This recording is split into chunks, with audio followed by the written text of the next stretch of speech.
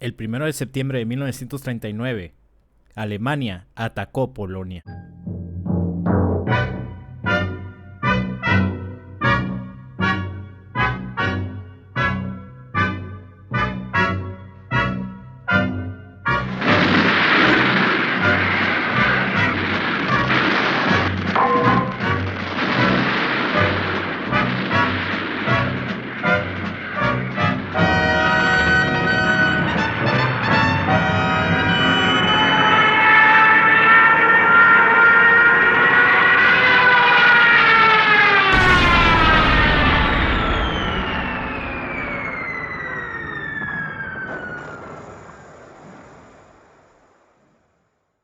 Atrás quedó la guerra de trincheras de la Primera Guerra Mundial.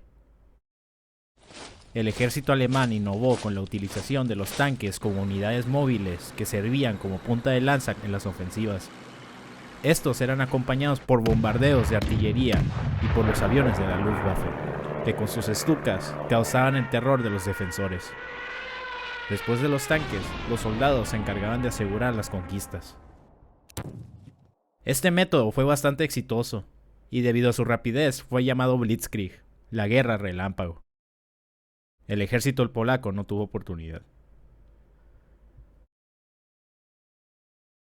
2 días después, Reino Unido y Francia declararon la guerra, iniciando oficialmente la Segunda Guerra Mundial.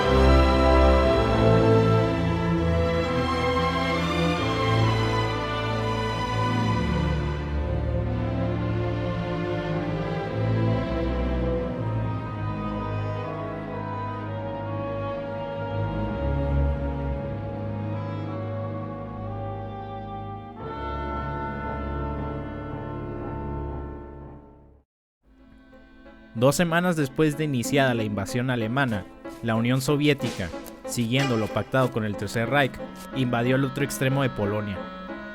Poco tiempo después, ambos ejércitos se encontraron. Los oficiales alemanes y soviéticos intercambiaron saludos amistosos. Por ahora no se enfrentarían. En menos de un mes, el gobierno polaco se exilió y la mayoría de sus ejércitos dejaron las armas. Sin embargo, su capital aún seguía en pie de lucha.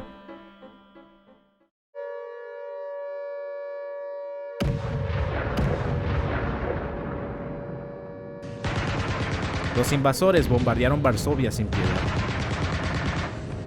El ejército polaco logró repeler varios ataques de los alemanes. Sin embargo, la derrota era inevitable y se rindieron poco después.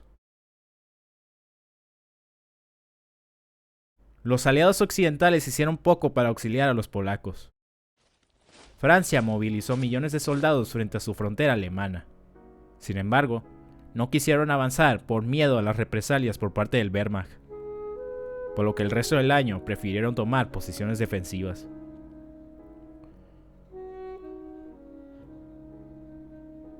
Desde octubre de 1939 hasta abril de 1940, se vivió una época de tranquilidad. Muchos llamaron a este periodo como la Guerra Falsa. Los británicos, sin más que hacer, enviaban a sus bombarderos sobre Alemania, no para soltar bombas, sino para repartir panfletos con mensajes dirigidos a los ciudadanos alemanes, llamándolos a dejar las armas.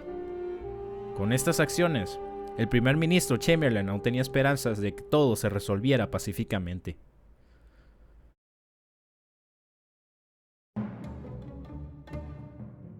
En abril de 1940, Alemania invadió Dinamarca y Noruega para proteger su comercio de hierro con Suecia. Francia y Reino Unido enviaron tropas para interceptar a los invasores, pero fueron vencidos gracias a la superioridad aérea de la Luftwaffe y a la mala coordinación de sus ejércitos. Después de este desastre, Neville Chamberlain fue forzado a renunciar a su cargo de primer ministro. El Parlamento británico formó un gobierno de coalición para dirigir la guerra. Era necesario un nuevo mandatario, por lo que hubo dos candidatos: el ministro de Relaciones Exteriores, Lord Halifax, y el ministro del Almirantazgo, Winston Churchill. El preferido de Chamberlain siempre fue Halifax, pero este rechazó la propuesta ya que no se mostraba interesado en tomar el cargo. Sin más opción, Chamberlain propuso a Churchill, al rey Jorge VI, quien lo llamó a formar un gobierno.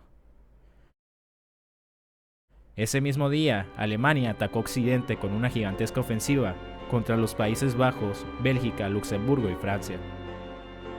Los ejércitos aliados se adentraron en Bélgica para enfrentarse a lo que ellos estimaban como el grueso de la invasión. Sin embargo, este vino desde el lugar menos esperado, el bosque de las Ardenas. Originalmente considerados como impasables, las defensas francesas no fueron suficientes para detener la carga de los invasores. Bajo un fuego intenso, las tropas alemanas construyeron los puentes necesarios para habilitar la avanzada de sus tanques sobre el río Mosa.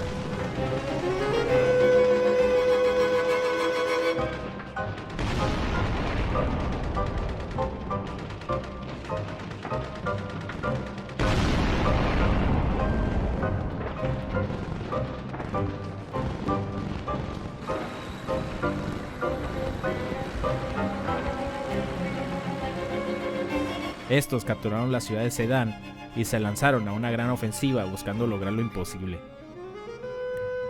Los Panzers penetraron la campiña francesa y, como un cuchillo, fueron avanzando por todo el campo hasta llegar al mar. Con esta maniobra habían encerrado a cientos de miles de tropas aliadas.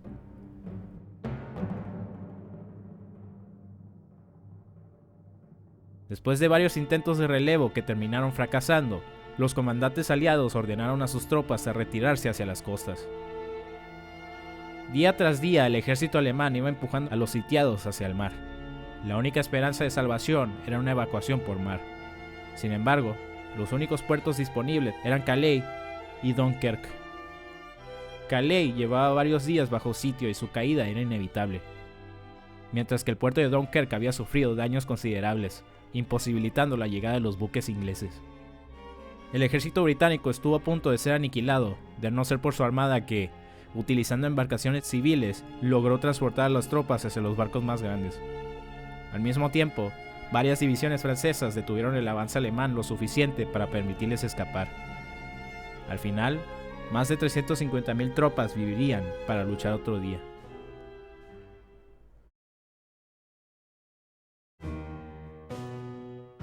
El 10 de junio, Italia se unió a la guerra e invadió el sur de Francia. Alemania reanudó su ofensiva, capturando París poco después.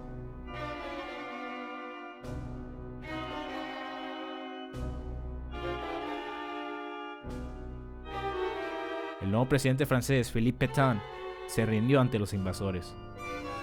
El ejército alemán había logrado en un mes lo que en la Primera Guerra Mundial no pudo en 4 años.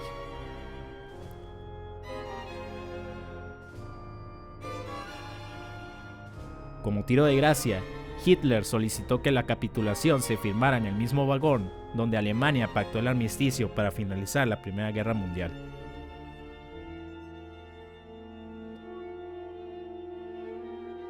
Los alemanes ocuparon toda la costa norte del país. En el sur se formó el gobierno de Vichy, encabezado por el mariscal Pétain, que colaboraría con el Tercer Reich por los siguientes años. La Francia libre, liderada por el general Charles de Gaulle, siguió en la lucha contra Alemania, combatiendo sus colonias africanas y asiáticas. Sin embargo, Gran Bretaña estaba sola. Casi la totalidad de su armamento militar se perdió en Francia, por lo que no contaba con la capacidad de defenderse en caso de una invasión. A pesar de estas limitaciones, su armada real sirvió como escudo contra cualquier intento de invasión. El Tercer Reich, consciente de la superioridad marítima de los isleños, buscó maneras alternativas de someter a los británicos. Fue entonces que Hermann Göring, jefe de la Luftwaffe, propuso tomar el control del espacio aéreo sobre las islas británicas. A Hitler le agradó la idea y ordenó a la Luftwaffe atacar varios puntos estratégicos con el propósito de atraer a los aviones cazas de la Fuerza Aérea Real y diezmar sus números hasta aniquilarlos por completo. Así fue como empezó la batalla de Gran Bretaña. A pesar de que la Fuerza Aérea Real contaba con aviones superiores a los de la Luftwaffe, estos no eran suficientes para cubrir todo el espacio aéreo. Por otro lado, los británicos tenían la ventaja tecnológica, gracias a las estaciones de radar, que lograban localizar las oleadas de aviones alemanes dirigidas hacia la isla, permitiendo su interceptación. En el clímax de la batalla, hubo un momento donde todo parecía perdido para los británicos, ya que los ataques sobre sus bases aéreas estaban destruyendo a los aviones y a sus pilotos más rápido de lo que podían ser reemplazados. Sin embargo, todo cambió cuando, durante una misión nocturna, un grupo de bombarderos alemanes soltaron accidentalmente sus bombas sobre la ciudad de Londres, provocando la reacción de los británicos, quienes mandaron a bombardear Berlín. A pesar de que esa incursión no causó muchos daños, sí que encendió la ira de Hitler y del alto mando alemán, quienes ordenaron a sus bombarderos a atacar las principales ciudades británicas. Estas ofensivas ocurrían a diario sin importar la hora, causando gran destrucción en las zonas urbanas.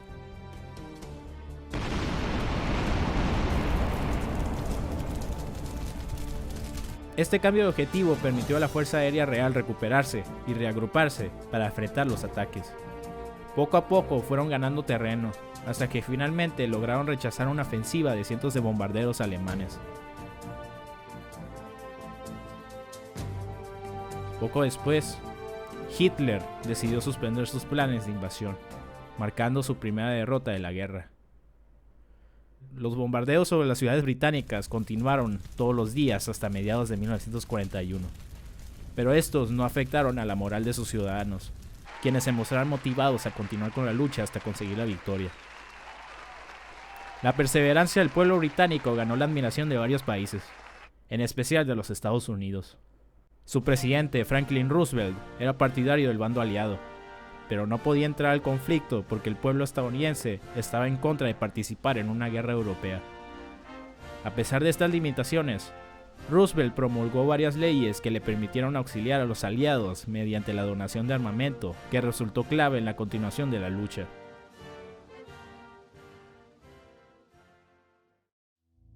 En octubre de 1940, los gobiernos de Alemania, Italia y Japón firmaron el Pacto Tripartito, afianzando la alianza entre estos tres países. Uno de sus muchos acuerdos fue intervenir cuando alguno de los tres miembros declarara la guerra contra otro país. Esto se hizo con la intención de asistir por si los Estados Unidos entraran a la contienda. A finales de 1940, Italia invadió Grecia, pero sus ejércitos fueron derrotados. Alemania, temiendo que los aliados tomaran ventaja de la debilidad de los italianos, buscó expandir su influencia por los países de los Balcanes. Hungría, Bulgaria y Rumania se alinearon con las potencias del eje. Yugoslavia al principio también tenía la intención de unirse. Sin embargo, su gobierno fue depuesto en un golpe de estado, y el país rápidamente se puso del lado de los aliados. Fue entonces que los ejércitos alemanes invadieron Yugoslavia y Grecia, venciéndolos en cuestión de semanas. Para el inicio del verano de 1941, gran parte de la Europa continental estaba bajo el dominio de las potencias del eje. Lo peor estaba por venir.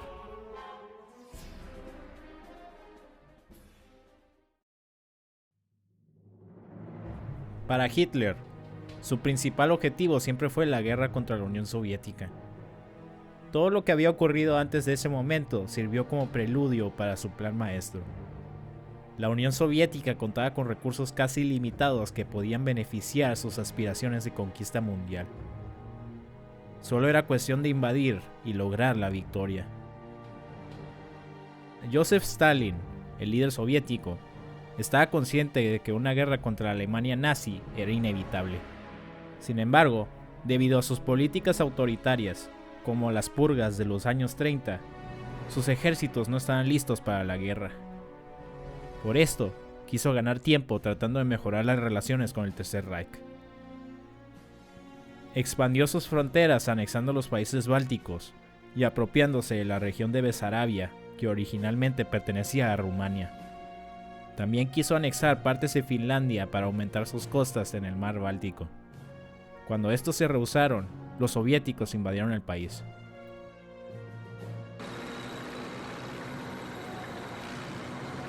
Para sorpresa de todos, el ejército rojo sufrió varias derrotas frente a los finlandeses.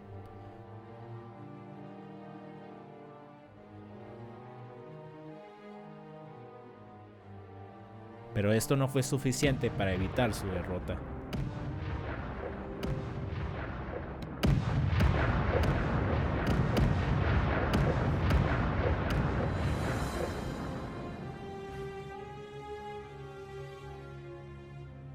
Sin embargo, esa campaña sí que tuvo un efecto con Hitler, quien tuvo la impresión que el ejército rojo era incompetente y débil, llegando al extremo de decir la siguiente frase: solo necesitamos patear la puerta y toda la estructura podrida colapsará.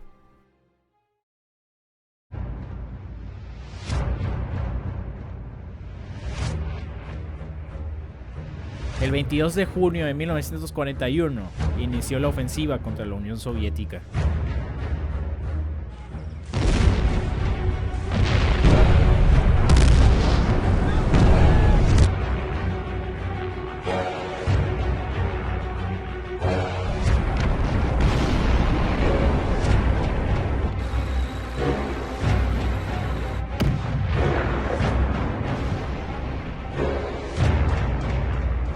La invasión más grande de la historia se hizo con una brutalidad nunca antes vista. 3 ejércitos alemanes, norte, centro y sur, hicieron un avance aplanador sobre el territorio soviético. El ejército del norte avanzó hasta Leningrado y aseguró la costa del mar Báltico. El ejército del centro tenía su mira hacia Moscú y rápidamente llegó hasta Smolensk. Finalmente, el ejército del sur lanzó su ofensiva sobre el territorio ucraniano hasta la ciudad de Kiev, con el propósito agregado de capturar sus campos petrolíferos para sustentar la maquinaria de guerra alemana.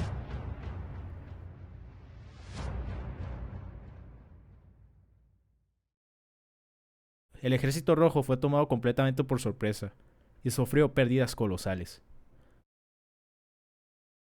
El propio Joseph Stalin quedó en shock y tuvo que tomar varias semanas para procesar la traición de Hitler. A principios de septiembre, la avanzada alemana estaba cerca de Moscú. Sin embargo, Hitler le dio prioridad a la captura de los campos petrolíferos del sur, enviando a sus tanques para capturar Kiev. Desafortunadamente para los alemanes, los campos ucranianos fueron completamente destruidos por las fuerzas soviéticas, quienes habían recurrido a una política de tierra quemada sobre su territorio, con el propósito de que los invasores no pudieran aprovecharse de los recursos capturados. Los ejércitos alemanes continuaron su marcha hacia la capital, pero el clima había cambiado. Lluvias torrenciales provocaron que los caminos se llenaran de lodo, limitando la movilidad de las tropas mecanizadas.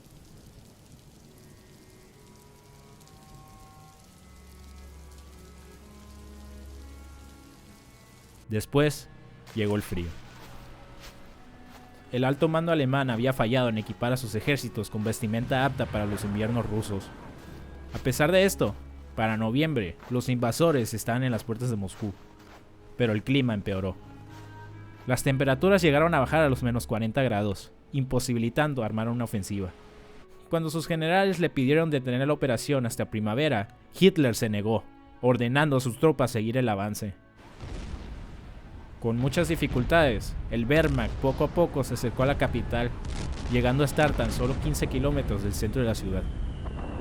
Mientras tanto, en Moscú, Stalin permaneció en la ciudad y asignó a su mejor general para la defensa, Georgy Zhukov. Después de confirmar que el imperio japonés no tenía intenciones de invadir la parte oriental del país, Zhukov ordenó a las divisiones siberianas transportarse a la capital para su defensa. Estas tropas, experimentadas en el combate con temperaturas bajo cero, lanzaron una gran ofensiva contra los alemanes.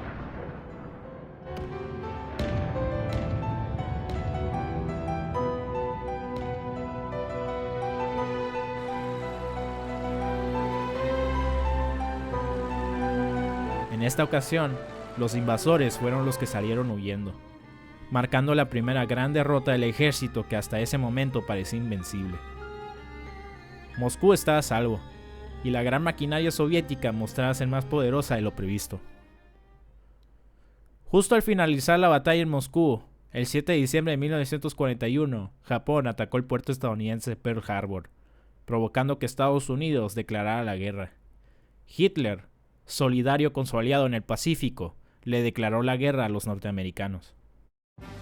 A partir de 1942, los británicos, recuperados de sus derrotas y reforzados por los estadounidenses, lanzaron una serie de bombardeos sobre Alemania con el objetivo de destruir la moral de su pueblo. Utilizando la estrategia de deshabitación, los grandes centros urbanos fueron el principal objetivo de estas incursiones.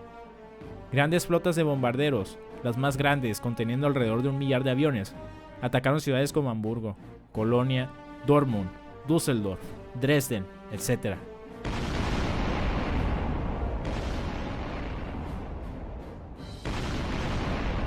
Estos centros urbanos sufrieron la destrucción del más del 50% de sus edificios, causando miles de muertes e innumerables pérdidas de material para la guerra. Los bombardeos continuaron hasta el final del conflicto.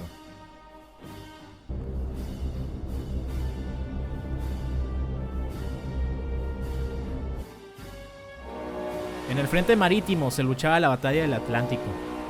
La Kriegsmarine, compuesta principalmente por su flota de submarinos, lanzó una guerra submarina sin restricciones, atacando a cualquier barco mercante que se encontrara en su camino.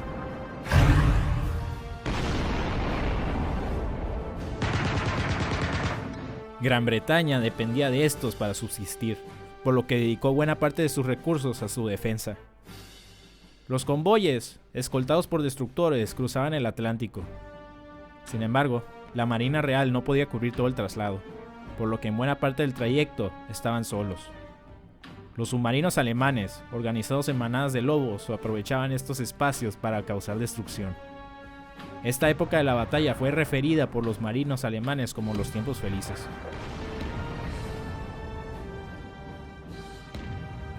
Cuando Estados Unidos entró a la guerra, su armada hizo caso omiso a los consejos de su contraparte británica y sufrieron las consecuencias, provocando un segundo tiempo feliz que duró alrededor de 1 año. Finalmente, los norteamericanos admitieron que su estrategia inicial no funcionaba y reforzaron las escoltas de sus convoyes. Con las embarcaciones restantes, formaron los grupos de cazadores asesinos, cuyo único objetivo era buscar y destruir a los submarinos alemanes. Gracias a las nuevas tecnologías y estrategias empleadas por los aliados, la Kriegsmarine se encontró en una gran desventaja, perdiendo alrededor de una docena de submarinos mensuales durante los principios de 1943.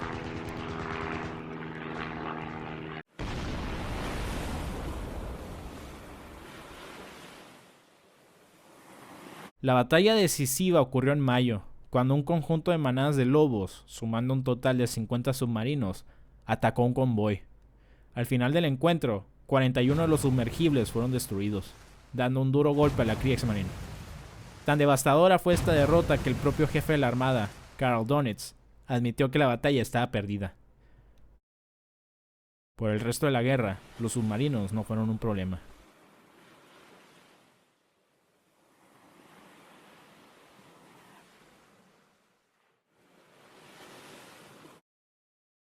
En el verano de 1942, los alemanes lanzaron una segunda ofensiva sobre Rusia. Esta vez enfocando su atención al sur, invadiendo el resto de Ucrania y dirigiéndose al Cáucaso para capturar el petróleo ubicado cerca del mar Caspio. Al principio, la operación fue exitosa, logrando avanzar hasta el interior de la región. La avanzada alemana se dividió en 2 ejércitos. La 4ª División Panzer se dirigió al sur, mientras que el 6º Ejército, el mismo que capturó París hace 2 años, buscó capturar la ciudad de Stalingrado para aislar a los ejércitos soviéticos ubicados en el Cáucaso. Así inició la batalla más sangrienta de la historia.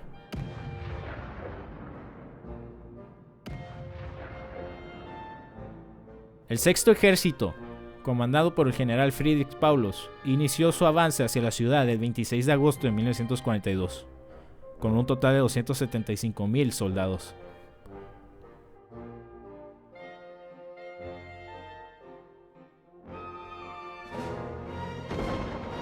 Al entrar a esta, se encontraron con una férrea resistencia por parte de los defensores soviéticos, quienes lucharon incansablemente casa por casa, cuarto por cuarto. Para la defensa de la ciudad, Stalin no dudó y envió al general Zhukov a dirigir la batalla. La estrategia alemana ya no era la flamante Blitzkrieg que se vio en años anteriores, sino un avance trabado y brutal que sus propios soldados lo llamaron Rattenkrieg, guerra de ratas.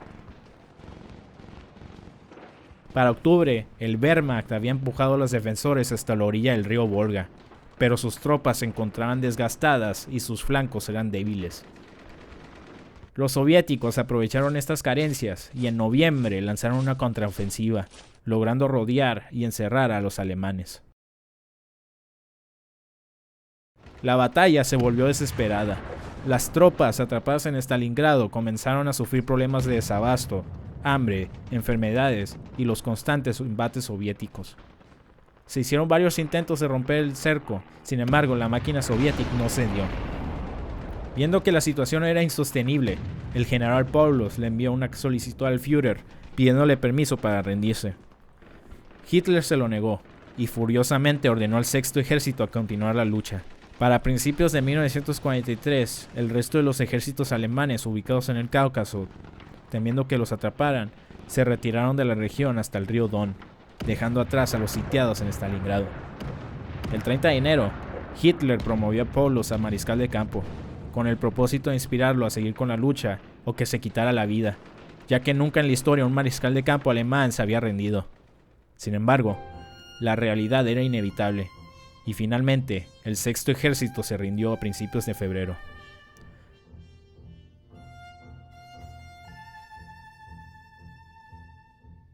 En total, murieron más de 2 millones de personas entre civiles y soldados de ambos bandos.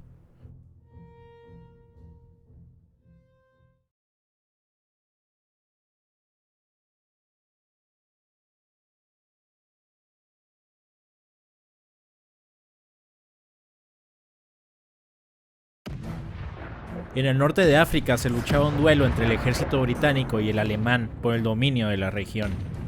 La situación era de ida y vuelta y no se podía visualizar a un claro vencedor. Para julio de 1942, la Afrika Korps, liderada por el general Erwin Rommel, se encontraba en el poblado del Alamein, amenazando la capital egipcia de Cairo. Por varios meses, ambos ejércitos estuvieron trabados,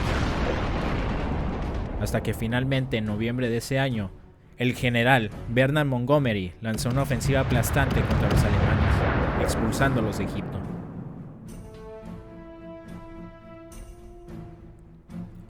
Al mismo tiempo, tropas aliadas, lideradas por los Estados Unidos, desembarcaron en la costa oeste de África del Norte. Ambos ejércitos empujaron a las fuerzas del eje hasta Tunisia, donde en los siguientes meses fueron acorralando a los invasores hasta la costa del mar Mediterráneo, finalmente forzando su capitulación en mayo de 1943. En julio, los aliados occidentales invadieron Sicilia, capturando la isla en cuestión de semanas. Esta derrota enfureció al pueblo italiano, que hartos de la guerra y de sus líderes se levantaron en un movimiento popular y forzaron la salida de Benito Mussolini. Justo cuando el nuevo gobierno italiano comenzaba las conversaciones de paz con los aliados, Alemania ocupó la península itálica y se dispuso a defender metro por metro el territorio. Los aliados desembarcaron en Italia el mes de septiembre, pero su avance se vio ralentizado por las obstinadas defensas alemanas. Estas aprovechaban el terreno montañoso para crear una serie de líneas defensivas a lo largo de toda la península. El clima tampoco ayudó, con las lluvias de otoño impidiendo el transporte por los caminos angostos. Poco a poco los ejércitos fueron avanzando hacia el norte. Sin embargo, se vieron trabados por la línea Gustav, la última defensa de Roma.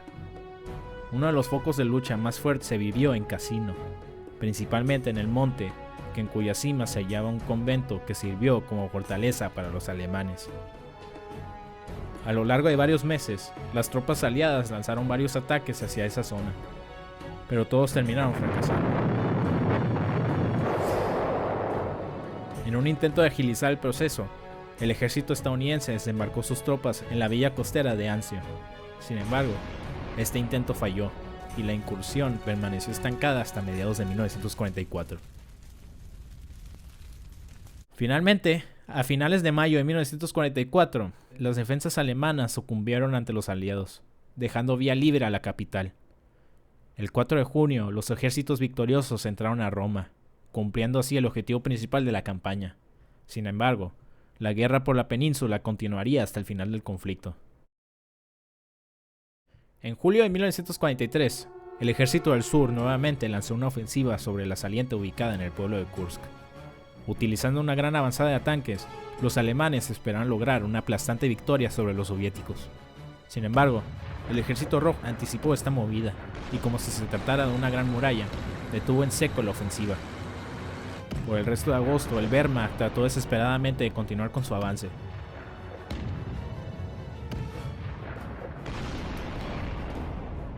Pero simplemente no estaban a la altura.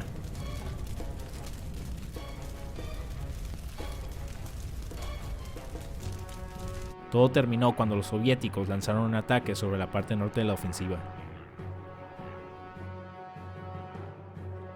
obligando a los alemanes a retirarse hasta el otro lado del río Dnieper. En noviembre, los soviéticos no se detuvieron y lanzaron otra gran ofensiva, logrando empujar al ejército del sur fuera de la capital ucraniana de Kiev, dividiendo esa sección del ejército en dos y vulnerando el flanco sur del ejército central.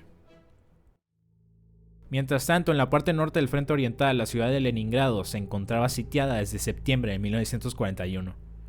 Por el sur, las fuerzas del ejército del norte bloqueaban cualquier intento de relevo a la ciudad. Por el norte, el ejército finlandés, aliado con los alemanes solo en la guerra contra la Unión Soviética, cerró la costa báltica. La ciudad no era capturada porque el Führer consideraba su existencia insignificante, por lo que ordenó a sus tropas a aniquilar a sus habitantes del hambre. La única ayuda que llegaba a la ciudad provenía de las barcazas que cruzaban el lago Ladoga. Sin embargo, de las 3 millones de personas que habitaban la ciudad al inicio del sitio, solo 1 millón logró sobrevivir. La mayoría perdió la vida por el hambre y las enfermedades que se propagaron por la ciudad. Aunque se logró abrir un camino terrestre en enero de 1943, el sitio continuó hasta el siguiente año, teniendo una duración de 872 días, convirtiéndose en uno de los asedios más mortíferos de la historia.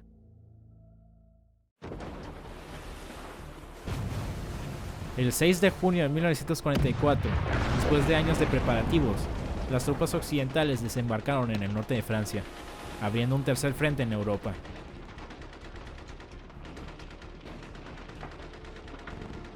Los ejércitos de Estados Unidos, Gran Bretaña y el resto de naciones libres lograron formar una cabeza de puente en la región. Viendo que la guerra ya no estaba a favor de Alemania, varios oficiales del Wehrmacht organizaron un complot con el propósito de asesinar al Führer y crear un gobierno militar que buscaría la paz con los aliados. El 20 de julio de 1944, durante una reunión con su alto mando, una bomba estalló en la sala, quitándole la vida a varios e hiriendo a otros. Inesperadamente, Hitler salió ileso del atentado e inmediatamente ordenó la ejecución de los conspiradores. El resultado fue la detención de miles y la ejecución de alrededor de 200 personas. Este evento provocó una enemistad entre el Führer y el Wehrmacht que terminó beneficiando a la SS bajo el mando de Heinrich Himmler. Fue entonces que el brazo armado de esta organización, la Waffen-SS, procedió a tomar cargos militares en todos los frentes. Estos nuevos ejércitos estaban compuestos por soldados adoctrinados en la ideología nazi y luchaban ferozmente contra sus enemigos, alargando innecesariamente la guerra. Para agosto, París fue liberada.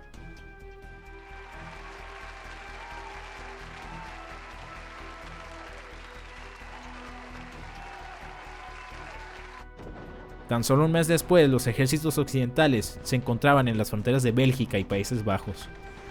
El 17 de septiembre se lanzó la operación Market Garden, que utilizó a los soldados paracaidistas en la captura de varios puentes claves ubicados en la región. Estas tropas aguantarían hasta que sus divisiones blindadas llegaran a auxiliarlas. Sin embargo, subestimaron a los alemanes, quienes con una fuerza desmedida impidieron el avance de los tanques y en cuestión de días destruyeron a los paracaidistas, resultando en el fracaso de toda la operación.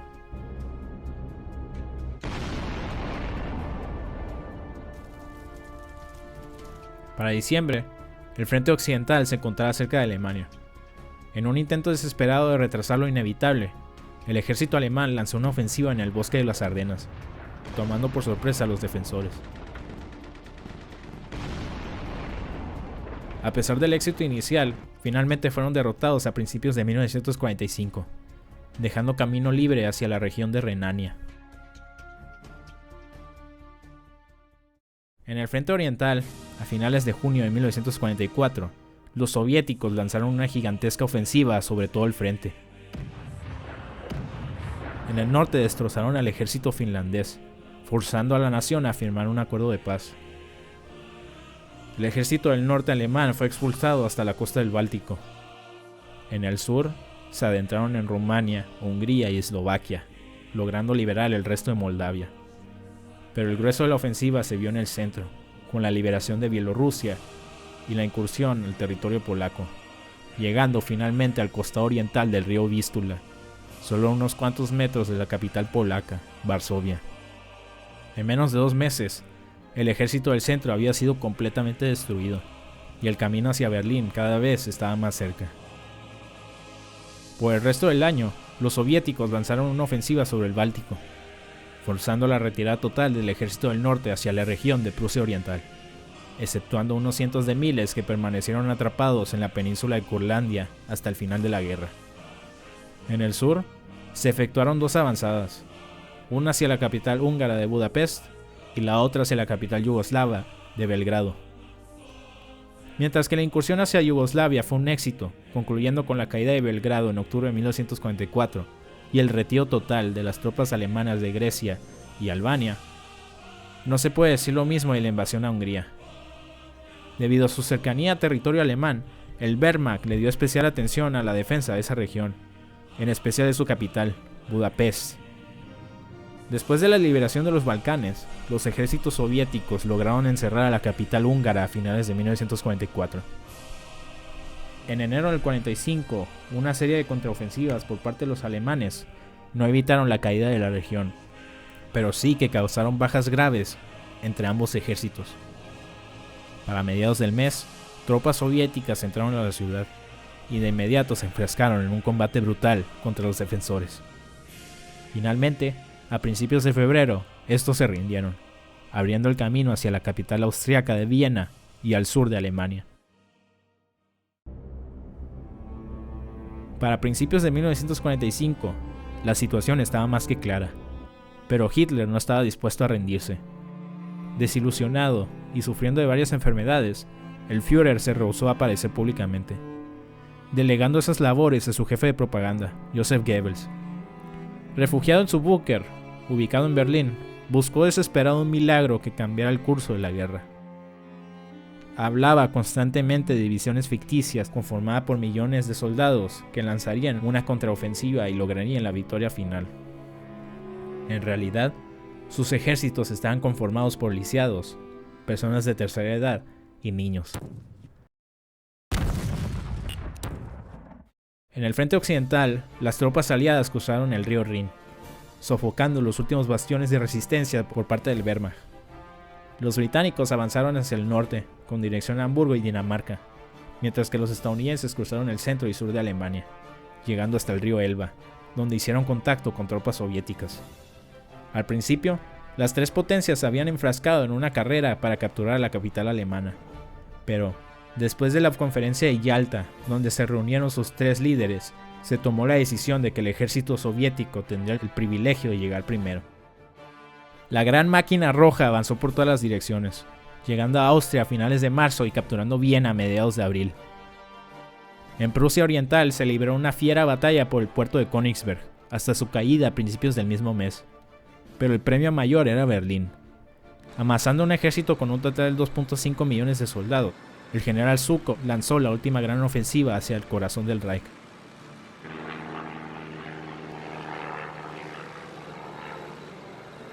El Führer y su círculo cercano, exceptuando algunos personajes, permanecieron en la ciudad esperando luchar hasta el final. Para el 20 de abril, el ejército rojo avanzó hacia la capital. Después de un contraataque fallido, Hitler perdió la esperanza y tan solo 10 días después se suicidó. En su testamento político nombró a Joseph Goebbels como canciller y al almirante Karl Dönitz como presidente. Goebbels trató de negociar un alto al fuego con los soviéticos.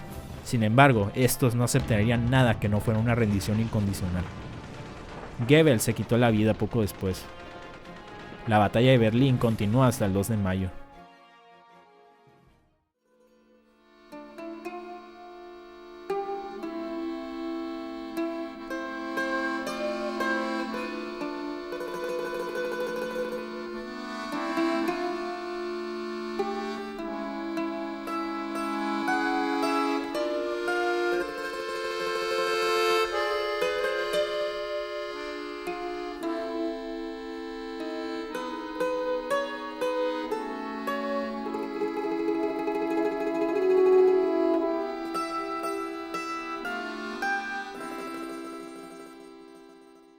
Con Dönitz al mando, se firmó un cese al fuego el 8 de mayo, finalmente terminando la guerra en Europa.